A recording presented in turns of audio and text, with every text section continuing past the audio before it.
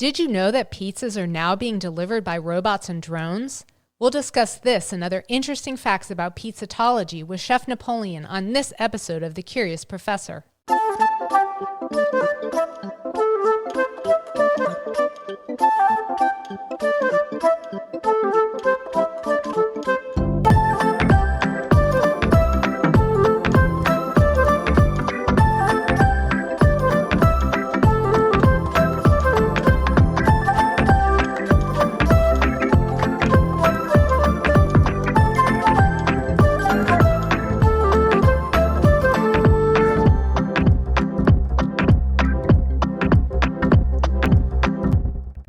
In this episode of the Curious Professor podcast, we'll explore pizzatology with pizza blogger and entrepreneur Chef Napoleon. But first, a trivia question. Where did the Hawaiian pizza originate? I'll have the answer for you at the end of this episode. I'm thrilled to have Chef Napoleon on the show today. When I found out that Napoleon was passionate about meat alternatives as well as sustainability and innovation in pizza making, my curiosity was immediately piqued. I hope this interview with Napoleon will spark your curiosity too. Welcome to the show, Napoleon. It's great to have you here. Thanks for having me. Tell us a little bit about your background and what got you interested in pizza making. I went to law school in the beginning, and then I stayed 1 year, and then it wasn't for me, I guess. I didn't want to deal with people problems. So after that, I moved to the UK and I studied hotel and restaurant management with sales and marketing. Got a diploma in that, and then I went to Westminster College and I didn't finish. After that, I decided I wanted to travel the world and see different countries. So I joined Emirates Airlines. So I worked for Emirates for 8 years. So I got to travel the world and collect menus and learn about the takeaway business, the pizza business. And I had a lot of passion for that from an early age. So through my travels, I had collected maybe 4 boxes of menus from all over the world, from 40 countries. After that, I wanted to open a business. So I couldn't figure out how chefs could make a big, successful restaurant work. It was like a nightmare because you have so much to do. And then it's on top of that, there's a lot of physical work and management and lease agreement, hiring, firing, location, contracts, marketing. So I was really lost. So I decided to move to the US to open a business, but I couldn't figure it out still. I was like, I knew how to make a very good pizza. I knew how to cook, but it was a very complicated story. So I read a lot of books on the matter. And then I worked for a couple of companies and I managed restaurants. And then I was a chef for a while. And then I studied real estate. And then I found a very cost-effective building for sale, and I bought it, and I wanted to turn it to a restaurant. Well, here was the mistake. I couldn't do that because to set up a commercial kitchen inside will cost you so much money. Plus, you have to follow the code, and so I turned this commercial building into a furniture, and I had no idea. I knew nothing about designs and furniture, and here I was furnitologist.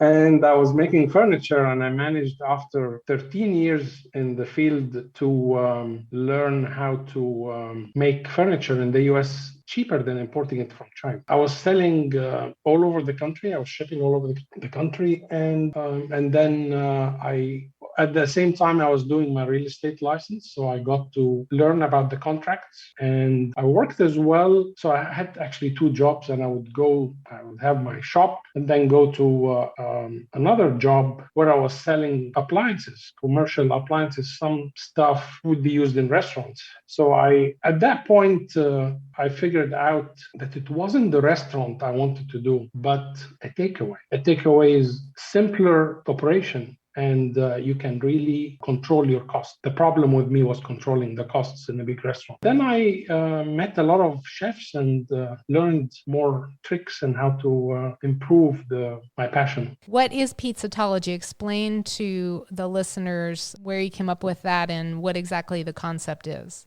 Here's a brief journey with Pizzatology. It's a Facebook group. It's a platform where people from all over the world can join and learn about pizza recipes, about the pizza business. We're on Pizzatology sharing information and looking for partners. So if you want to exchange recipes with somebody on about pizza, this is the platform to be on. So you'll find award-winning chefs. There's about 350, some of the best chefs in the world. Some have won awards, competitions from Italy, from the US, from Australia.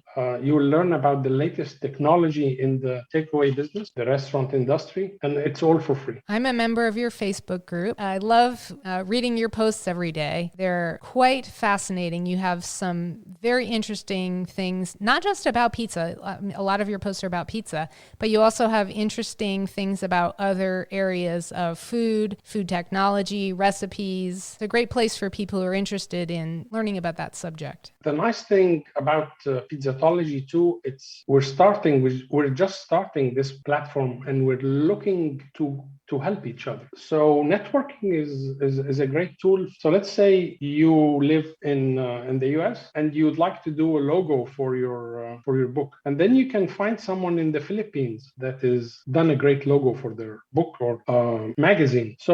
And she asks you for recipes, and you ask her who did that logo. This is how you save money. This is how you network, and it's all about networking. Once we all network, wonders happen. It's not about. I mean, we should remove the barriers. So this is what Pizzatology is about. It's helping others where they need help, and by helping others, you help yourself. More than 5 billion pizzas are sold worldwide each year, and an estimated 350 slices are eaten each second around the world. Why do people love pizza so much? I think 360 slices are sold in the US alone, not around the world. However, pizza, why people eat pizza, it's a nice snack. It's a whole meal. It's good hot or cold. It's better when you eat it the next day. You can add any topping on it. It has carbohydrates, it has protein, and you can add arugula on top. It becomes a salad. You don't need to wash dishes after you eat pizza. You can watch it. You can eat it when you're watching a game. It brings people together from all backgrounds, rich or poor. Pizza is the most popular food in the world. I think my favorite part of your answer is the part about not having to wash dishes. So as you mentioned, pizza is a popular food choice for people all over the world. One of the best pizzas I had was in Lake Bled, Slovenia, of all places. Can you tell us about some of the most unique and interesting pizzas you've come across in different countries? Sure. In Japan, they like their pizza with squid. The toppings is squid. In Germany, side up egg. In the carnivals and the market shows, they tend to sell a lot of fried pizza with Nutella on top. Some choose it with bananas. In Russia, it's with salmon and red onion. In France, bacon, onion, fresh cream. In India, it's with a lot of pizzas I've tried is with chicken curry. Australians were the ones who put pineapple on the pizza, and they like the shrimps of Costa Rica. They have strange taste, which is coconut on the pizza. Amsterdam, they like their hot dogs on some of their pizza, and some of them like very chili, very hot dog. Lebanon and Malta, they have the menaish. Chicago makes the pot pie pizza, which is one of my favorites. New York style, of course, everyone's familiar with the New York style pizza, which is the thin crust pizza. But the difference between the thin crust pizza in New York and in Italy, in New York, they put a lot of herbs on the pizza. While in Italy, it's thin but mild in the flavor. However, if you take some guys from New York and you take them to an Italian pizzeria and you tell them, let's try pizza there, they'll say, oh, this is not good. This is not cooked enough. But if you take the same people to Italy and you tell them, how did you like your pizza after they've been to one of the pizzerias, they'll say it's great. They wouldn't say it wasn't cooked.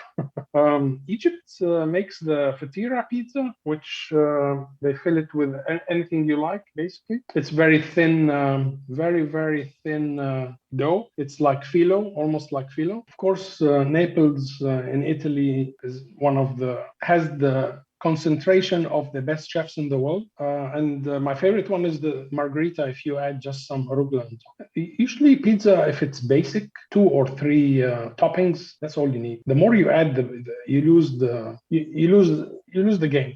So what's your favorite pizza? Margherita with arugula. And you? Well, I was born and raised in New Jersey, so I would have to say New York style pizza has a place in my heart. Although I don't know how much you traveled around the United States when you lived here, but there are other places around the country who claim to have New York style pizza, but it's never like you actually get when you're in New York. So you've tried Di Faro pizza in Brooklyn? I've never had that pizza, no. It's one of the greatest. Okay. Next time I go and visit my friends and family, I will go and get that pizza in New York. You're an advocate for automation in pizza making. Why is automation important in the pizza business? A professional pizzaiolo in the pizza restaurant can make about 45 pizzas maximum per hour. Now, a robotic system can make about 300 pizzas per hour in a restaurant. So if you have a busy location, you're saving a lot of employees. You're saving money on employees, not only on employees, but you're saving on health insurance. You don't have the problem of the employees not showing on time. You don't have to deal with firing and hiring, training, vacation. You really don't want to be paying people minimum wage to do this job. You won't have the headache of the staff having problems all the time. No staff uniforms, laundry, the staff suing the establishment. The machine is not going to take 1 hour break, go smoke cigarettes.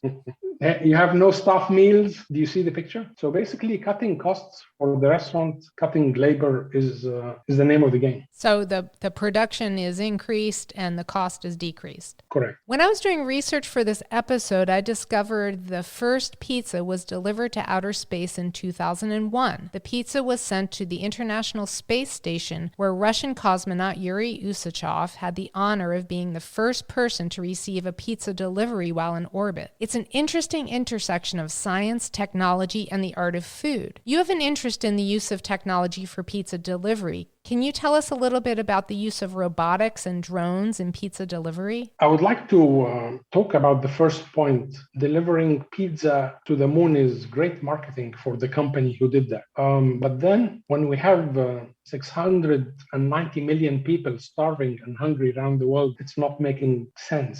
Because let's say you have a leak in your house, in your kitchen, and then you're leaving that leak and then you're going to fix the neighbor's car. I think before we deliver pizza to the moon, we need to tackle the issues we have on Earth. Now, delivery is the most important source of income for restaurants at the present time due to COVID. Customers love delivery and they demand it at the moment. So delivery is the name of the game. So now, as pizza delivery is booming, there is more ghost kitchens are popping up in prime locations at the present time. In California and Australia, they're using robots and they're using cars and they are using drones to deliver pizza. Now, the funny part about delivering with drones is they're not allowed in most cities. However, if a company needs to get free advertisement on the news and don't say I said that, they can get the robot cart going through the neighborhood, and then they set the dog to chase it, and that will go to the news. That would be great advertisement for that company. I think delivery by robots and drones and is still in its early stage. It's not successful. It's not cost effective in some companies where they have a big car and they're heating the pizza in the car and delivering as they go. Those cars are extremely expensive. I think the drones in the countryside are great because, especially with COVID, there's nobody handling anything, and it's all done. Even you pay by credit card and you get it. It's in your yard, so no contact.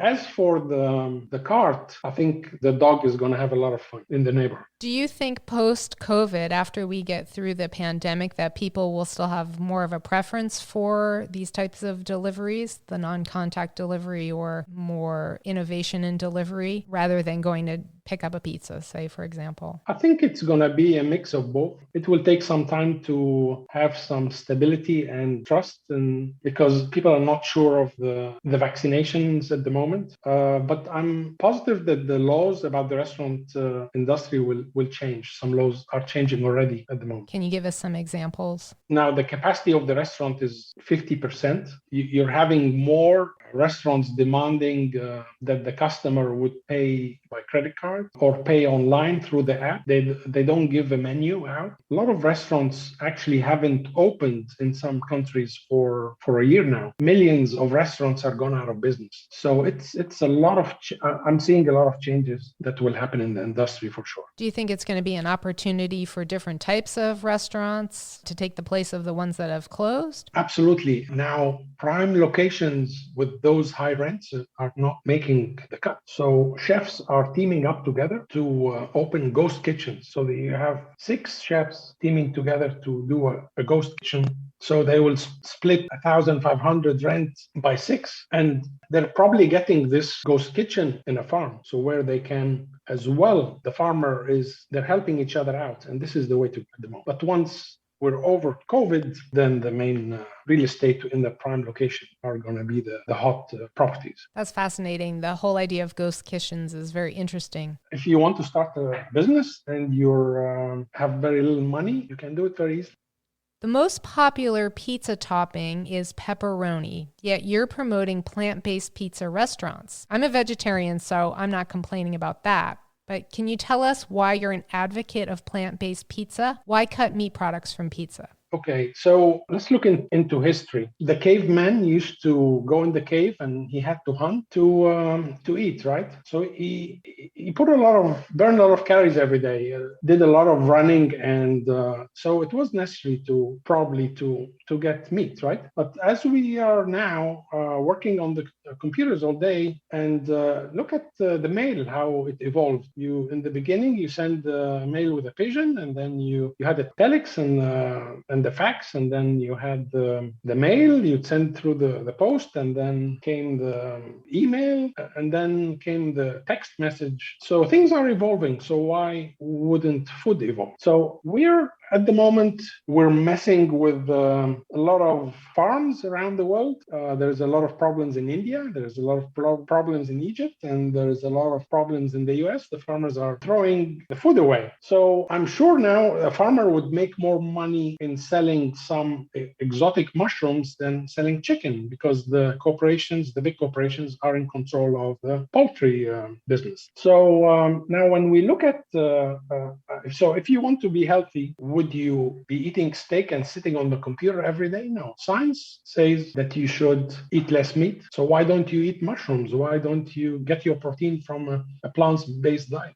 So a plant-based diet is healthier for the individual, and it's also healthier for the planet. Absolutely. And what about plant-based cheese? How does that work? Well, I've tasted a lot of plant-based cheese, and there's a company it's out of California, and they were not very cheap, but they were not expensive either. And it was the best cheese I've ever eaten in my life. Usually when you eat cheese, you feel a little bit bloated, but this company was she's a Japanese lady. She makes an excellent product. So why cheese, and why should we remove the meat off the pizza? Here's the answer. Actually, pizza can make you lose weight. Pizza is, if it's done right, if you ferment the pizza the right way, you use less oil, you put plant-based products on the pizza, it's a complete meal. It's the perfect meal, actually, and it will taste. I mean, you're sacrificing 10% of the taste of regular pizza. So if you go to a really good chef, you're eating the best meal in the world, and you're losing weight.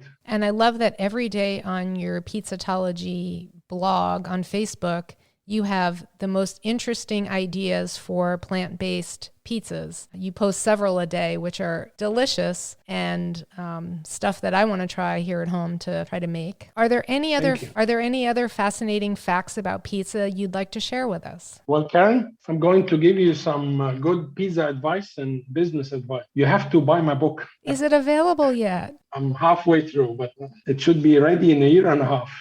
We're going to be anxiously waiting for your book. One interesting fact about pizza that I found was that Lombardi's in New York City was the first pizza shop open in the United States, and that was in 1905. I read a lot about Lombardi. I haven't been there, but it's an establishment. It's a beautiful establishment. They teach a lot of people how to do pizza, and they're very successful. What is the thing you love most about pizza? That's a great question. What I like about pizza, it's actually it can change the world. How can it do that? A lot of careers can change the world, but pizza is, you have agriculture, you have cheese, you have crops, you have flour, you have ovens, you have real estate, so the people who are working in the pizza business, are a lot of people. If all those people unite together, improve farming, improve education, educate poorer countries. Some second world countries need education. They can make them make a living out of pizza. Plus, you can teach them how to invest in cryptocurrency. And once they have a decent living and can invest, they can help their friends and their villages. And by doing this, we're solving a big problem. So you can do this in farming too. You can do it as in medicine as well. So this is the aim of Pizzatology, is changing things, because the leaders are failing us in some ways. Therefore, we have to do the change ourselves. So what's the use of prestigious universities and good education and then there is greed? Doesn't make sense. So once we look at the big picture and see how we can help each other, and by helping others, we help ourselves. I love the idea of being able to help developing countries with the use of pizza as a driver of an economy, or many economies, different areas of their economy. Absolutely. Is there anything else you'd like listeners to know about pizza or Pizzatology? Pizzatology is where we're looking to connect with different people, either do podcasts, write books. There is, when you sign in, there is about 20 different categories where you can join, and where you can tell us about your expertise, and then we all will help each other. This is what Pizzatology is all about. It's in the early process. I'm not sure. Once I meet different types of partners, then we can see how we can evolve. At the moment, I will be focusing on writing my book, blogging on Pizzatology, and the funniest thing, the nicest thing I want to do is I want to do a comedy blog. So I'm looking for a comedian who's in the restaurant business. And if there's someone there, they can get in touch with us. That would be. And where can listeners find out more about you and your work? Listeners can find me on LinkedIn under Pizzatology, or on Pizza Technology on Facebook. It was great to have you on the show, Napoleon. Thank you so much for taking the time to be a guest on the Curious Professor podcast. Thank you for having me. And now for the answer to this episode's trivia question. Where did the Hawaiian pizza originate? The satellite restaurant in Chatham, Ontario, Canada, has been given credit for the invention of the Hawaiian pizza in the 1960s. Interestingly, in 2017, the president of Iceland said he disliked pineapple pizza so much that if he could, he would ban it in Iceland. In response, Justin Trudeau, the Prime Minister of Canada, tweeted his support of this delicious Southwestern Ontario creation and said he was a member of #TeamPineapple. We'll end the show with something punny. How do you fix a broken pizza? With tomato paste.